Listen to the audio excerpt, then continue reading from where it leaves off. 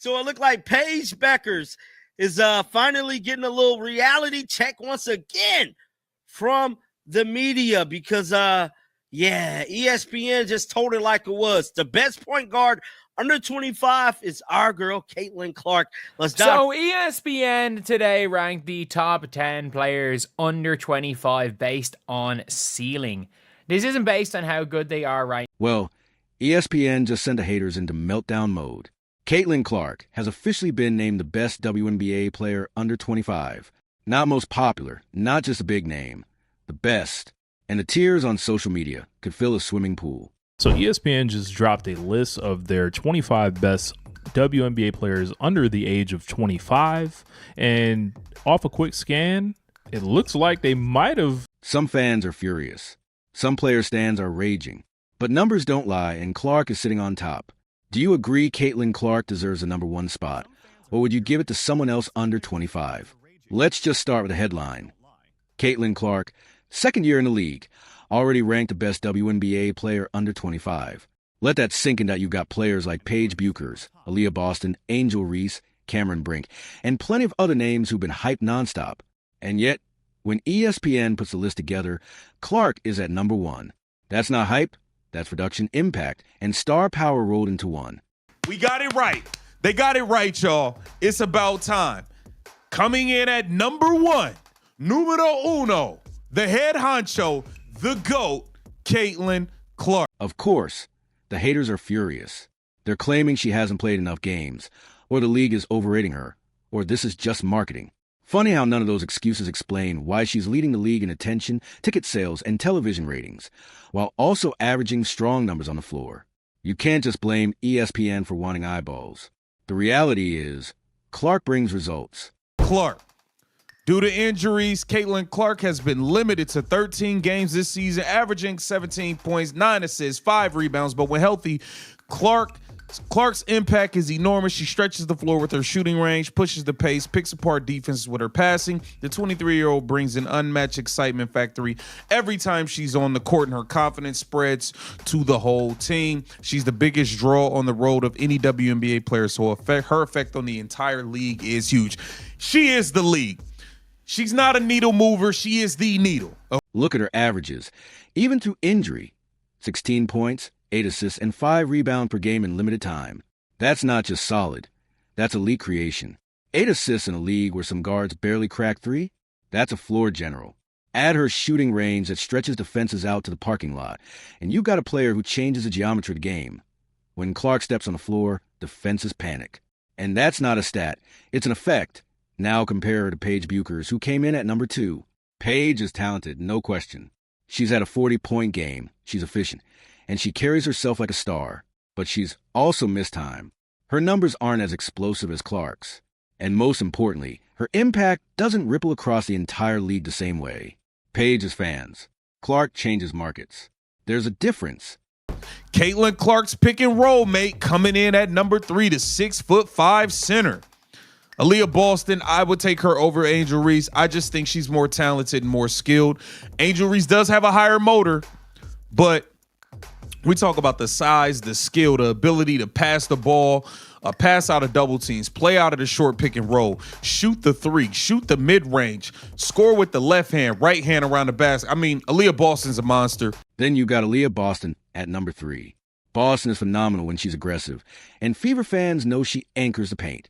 But again, her presence doesn't tilt defenses the way Clark's does. Boston is a lead in her lane, but her dominance depends on guards getting her the ball. Clark creates her own plays and creates for everyone else. That's why ESPN put her on top. Icing on the cake, she's the whole cake. Caitlin Clark coming in at number 1 as the GOAT should. We are talking about 60 some odd records broken as a rookie, first team all WNBA, top 4 in MVP voting. Probably would have won MVP this year if she wouldn't have got hurt, but we'll win it next year. Don't worry about it. Caitlin Clark, number 1. Well deserved. I don't believe it's close. I don't believe there's any way. It should be Caitlin Clark like 1 through 5, and then we get to the next player. That's how I feel. ESPN even admitted in their write-up that her effect on the WNBA as a whole is unmatched. They flat out said she's the biggest road draw of any player ever. That's not me hyping it. That's the league acknowledging reality. Wherever she goes, attendance spikes. Opposing teams schedule promos around her games. That's not normal for a second-year pro. That's generational impact, but the salt levels are high. Scroll social media and you'll see Paige stands cry about bias, Angel Reese fans pointing to double-doubles, and random accounts saying Boston deserves it because she's more polished. Meanwhile, ESPN's article is clear. Clark stretches defenses with her shooting, dictates tempo, and delivers highlight passes that energize her team. That's the best under 25 in plain language. Now, let's address the Paige Bucher situation more. Expectations killed her case. Coming into the league, GMs told ESPN she'd be a Hall of Famer from day one. That's pressure. Then Clark shows up a year before, breaks records, leads Indiana to the playoffs, and makes national headlines every night. Suddenly, Paige's solid rookie numbers don't look groundbreaking. They look ordinary compared to Clark's explosion. That's not Paige's fault, but that's the reality of timing. And the ESPN write-up even acknowledged it. Paige is great, but Clark's rookie year reset the bar so high that it made Paige's own start look smaller. That's wild. Usually, the narrative is flipped. Rookies are measured against vets. Instead, rookies now get measured against Caitlin Clark. That's what dominance looks like. The AS for Angel Reese at number 5. That's about right. She's been productive. She's gritty. She rebounds like a machine and she's carved out her lane. But she's not changing defenses the way Clark does. No team is building a game plan around stopping Reese from 30 feet with Clark. That's mandatory. Reese is valuable. Clark is unguardable. Cameron Brink's low ranking is all about injury. Healthy, she'd probably be top 5. But the league doesn't hand out what-if points. You've got to show it on the floor. Same with players like Camila Cardoso. Flashes of talent, but not consistent enough to demand a higher spot.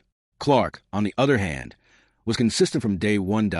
And that's what drives people crazy. She didn't need years to develop. She walked into the league and immediately shifted its economy. Ratings went up. Ticket sales broke records. ESPN moved games to prime time. And now, 1 year later, they're ranking her above every under 25-star in the game. That's not favoritism. That's math. Boston's fans might have the best gripe. They'll say, without her, Indiana doesn't function. True, Boston is essential. But here's the catch. Boston needs Clark as much as Clark needs Boston. Together, they form the Fever's foundation. Separate them, and Clark's skill set is more unique. You can find good bigs. You can't find another guard with Clark's shooting range and passing vision. That's why she edges Boston. And let's not forget, Clark is still only in her second year. She's not peaking yet. This is just a start. If she's already number 1 now, where is she in 3 years? In 5? That's the scary part. For everyone else on the list, they're hoping she plateaus. The problem is all evidence says she's still climbing. The funniest part of this whole ESPN ranking isn't even Clark being first. It's the meltdown that followed. You'd think naming Caitlin Clark the best WNBA player under 25 was some sort of crime against humanity. The way fans of Paige Bucher's, Aaliyah Boston, and Angel Reese were reacting online. You'd swear ESPN just rigged the lottery. But here's the thing. Clark didn't earn this ranking because of hype alone. She earned it because her numbers and her impact are undeniable. Let's take it apart piece by piece. Start with her scoring ability. Caitlin Clark doesn't just shoot threes. She shoots threes from ranges that break defensive schemes. Other guards take a step behind the arc and call it deep. Clark pulls up in the logo like it's a free throw.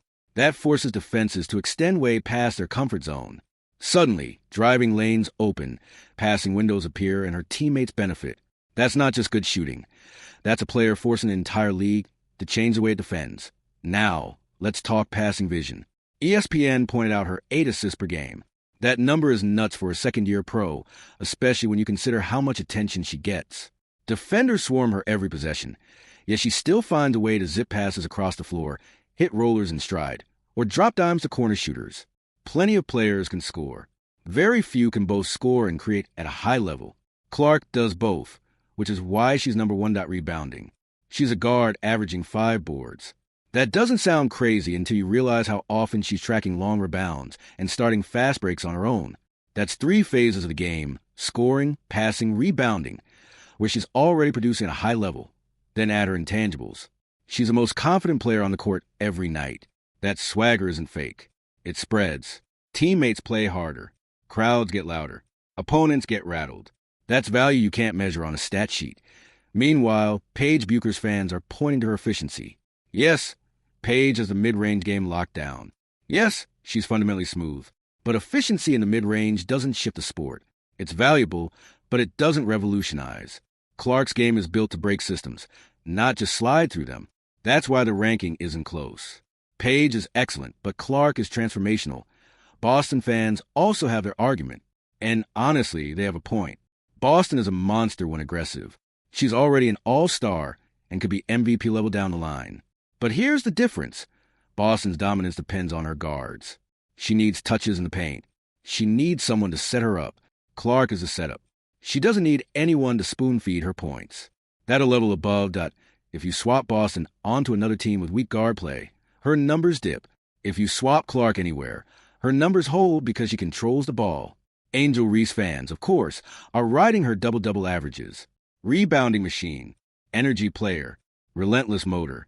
All true, but if you ask a coach which player they'd rather game plan against, the answer is obvious. You can game plan for a rebounder.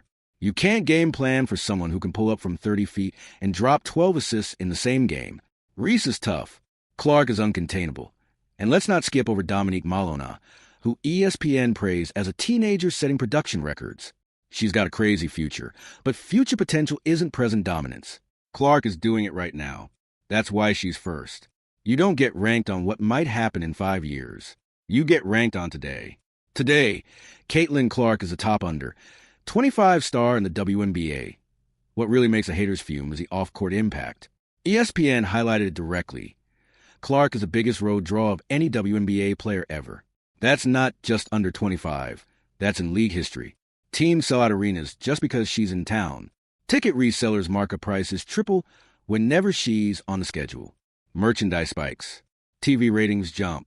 You can't argue with those receipts. They matter just as much as stats when talking about best. Some fans complain, that's not basketball, that's marketing. Wrong. That is basketball. Professional sports are about both production and draw. The league needs stars who can win and stars who can sell. Clark is both. She's a walking highlight reel and a business model. That combination is why ESPN named her number one. Now, let's look at the rest of the rankings. Boston at 3 feels a little low. Honestly, she's arguably been more impactful than Paige Bucher's, especially given how central she is to Indiana's interior defense. But the writers clearly wanted to elevate Paige's scoring efficiency. Fine, Boston still has plenty of time to move up. The reality is Clark and Boston are a package deal in Indiana. One runs the floor, the other controls the paint. Without both, the Fever aren't sniffing the playoffs. Players like Sonia Citron, Cameron Brink, and Camila Cardoso being lower on the list makes sense for now. They've shown flashes, but not the kind of takeover ability Clark has. That's the difference. Clark isn't a flash. She's a nightly event. Even when she has a bad game, she still finishes with near double-double and 2 or 3 plays that go viral. That consistency is what separates her. And let's not forget Clark is only 23. She's not even close to her prime. That's why this ranking is so painful for her critics. If she's already the best under 25, what happens when she hits 27 or 29? She could be the face of the league for a decade. ESPN naming her number one is just confirming what we've already known since Iowa. She's built different. The funniest reactions online are from people saying, this is too soon. Too soon? She literally led her team to the playoffs as a rookie. She shattered records. She broke attendance marks. She got national broadcast shifted to primetime. And she did all of this in year 1. Now, in year 2, she's still producing. Even while dealing with injuries, that's not too soon. That's right on time. Even the article admitted she brings an unmatched excitement factor every time she's on the court. That's the key. Players can be good without being exciting. They can be efficient without being must-watch. Clark is both. She's efficient enough to win and electric enough to matter. That's rare, and that's why she's at the top. Meanwhile, the other names on the list are left battling for spots. Paige's fans can cry. Boston's fans can argue. Angels fans can shout. But the simple truth is Clark has outperformed expectations faster and harder than anyone else. That's why she's number one. The list isn't about feelings. It's about facts. And the fact is Caitlin Clark, in just her second year in the WNBA, is already the best under 25. So ESPN made it official. Caitlin Clark is the best WNBA player under 25. The haters are fuming. The stands are arguing, but the numbers and the impact don't lie. Clark changes the game on and off the court. And this ranking proves, IT, that DOU agree with her at number 1. Drop your thoughts, hit like, and subscribe for more.